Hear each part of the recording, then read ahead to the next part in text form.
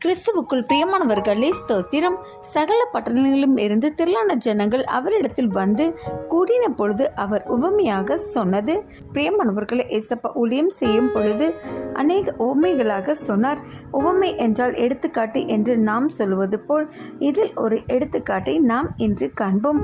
விதைக்கிறவன் ஒருவன் விதையை சுமந்து கொண்டு வந்த பொழுது சில விதை வழியருகேவும் சில விதை முள்ளுக்குள்ளும் சில விதை கற்பாறையின் மேலும் விழுந்தது என்று கூறினார். வழி அருகே விழுந்ததை ஆகாயத்து பறவைகள் எடுத்து சென்றது.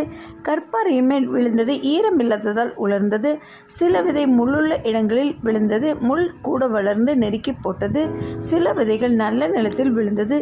30, 60, 100 பலன் கொடுத்தது.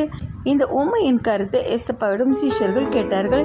அதற்கு ஏசப்பா, தேவனுடைய ராஜ்யத்தின் ரகசியங்களை அறிய உங்களுக்கு அருளப்பட்டிருக்கிறது என்று சொல்லி, விதை தேவனுடைய வசனம், வழி அருகே விதைக்கப்பட்ட விதைகள். அவர்கள் தேவனுடைய வார்த்தையை கேட்கிறார்கள். விசுவாசித்து ரட்சிக்க கூடாத படிக்க பிசாசானவன் தேவ வசனத்தை மனதிலிருந்து மறந்து போக செய்கிறான்.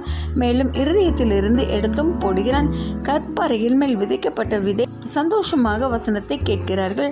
அவர்களிடம் நிலைக்கும் தன்மை இல்லாததால், வேர் இல்லாததால் பட்டு போகிறார்கள். முள்ளுள்ள இடங்களில் விதைக்கிற விதை இவர்கள் வசனத்தை கேட்கிறார்கள். ஆனால் ஆசையாலும் கவலையாலும் ஐஸ்வர்யத்தினாலும் சிற்றின்பம் மூலம் வழி விலகி போகிறார்கள். பிரியமானவர்களே, இந்த உண்மை நமக்காகத்தான் எழுதப்பட்டுள்ளதுங்க. வசனத்தின் காரியங்களை ஒவ்வொரு நாளும் தேவ வசனத்தை நாம் கேட்கிறோம். இந்த வசனங்களை கேட்பதோடு விட்டு விடாதபடி நமது வாழ்க்கையில் வசனத்தை பயன்படுத்துவோம். தேவனை விசுவாசித்து அவர் வழியில் நடப்போம். தேவன் உங்களை நேசிக்கின்றார். ஆமென்.